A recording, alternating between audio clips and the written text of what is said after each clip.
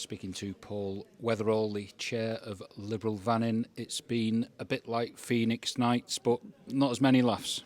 No, not as many laughs and not enough people turning up, but it's difficult to persuade people to come along and talk about politics, even when people profess to be outraged about the budget and what it means for them, and everyone's got an opinion as to what they would have done instead, but no one, or very few, have actually turned out tonight to talk about it with the Treasury Minister.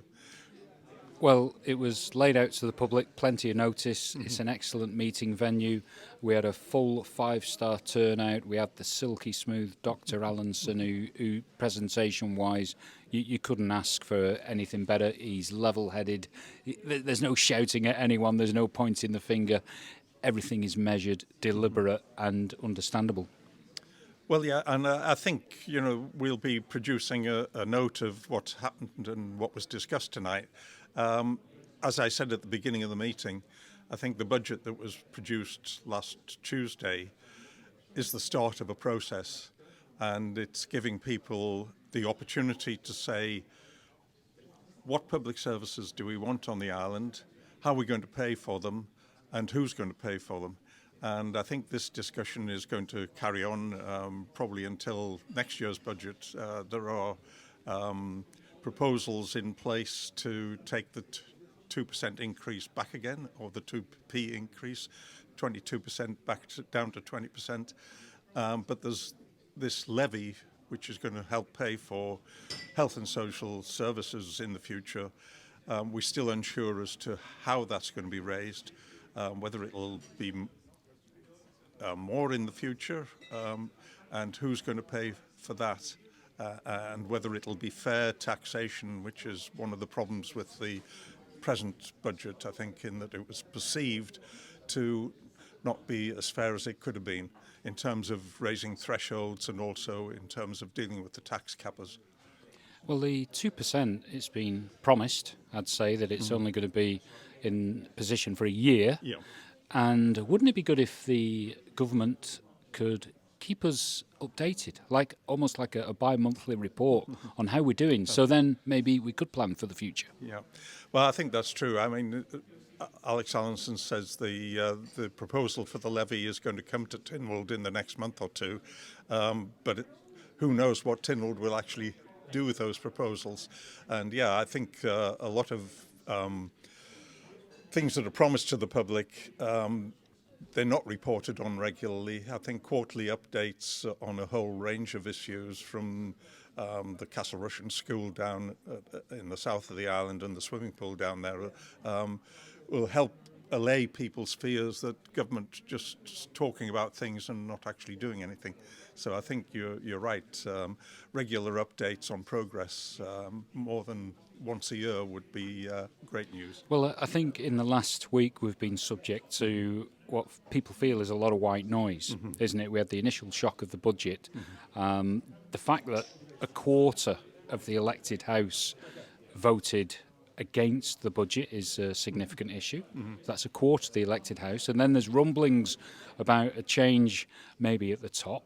So there's a bit of uncertainty in the background.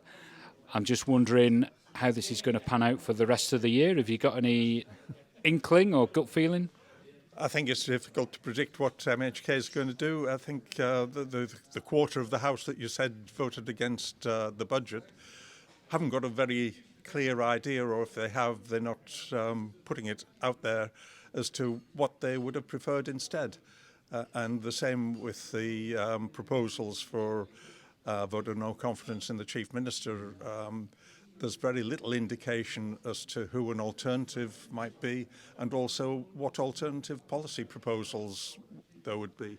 Indeed, there's no fabric or substance, and there's a lot of noise and a lot of shouting and a lot of posturing, and it seems that the Isle of Man voice is channeled really through social media. And I think the lack of attendance in tonight's meeting is perhaps an indication of that. Yeah, I think a lot of people like to complain on social media. They don't then have to take any consequences for it. Coming along and discussing alternatives is the best way forward. And as a chair of Liberal Vannin, I would say that party politics is the way of getting progress in terms of policy change on the island. A disparate number of independent MHKs are never going to achieve that, I don't think. And whether it's Liberal Vannin or Manx Labour Party or the Isle of Man Green Party or AN other party, I think that's the best way of channeling people's frustrations with the way government operates on the island. Well, significantly, the £15,000 population increase, that didn't appear on anyone's manifesto, and yet that's an integral part of what is what desired, and yet, you know, the strain on the services right across the board will be intolerable. So I think a unified party approach would be beneficial. So those people out there, you know, please think about that in the future. There are political parties you can join. How do you join the Liberal Vannin Party? Well, on our website, there's a form there. If you get in touch with any of the Liberal Vannin members, myself, or obviously Laurie Hooper as MHK is the leader of Liberal Vannin, but our www.liberalvannin.im, there's an application form online.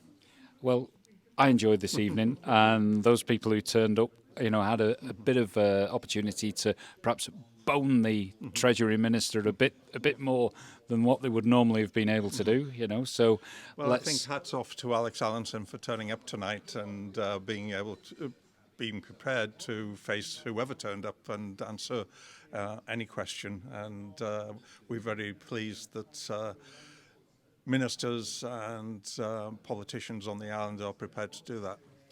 Well, keep it going, Paul. This is what it's about. We've got to keep politics on the at the forefront. But thank you very much for your time. Okay, thanks very much. We've got future meetings. We've got John Wannenberg from Manx Utilities in April, and we've got Dane Harrop from the Manx Development Corporation coming in May. We're still to announce our next monthly meeting in March, but we're working on that as well. So we're continuing to have public meetings, giving people the opportunity to take part in discussing politics on the island. Well, you can put this video on your website. We'll get it to you. But thanks again. It's been an interesting evening. Okay, thanks a lot.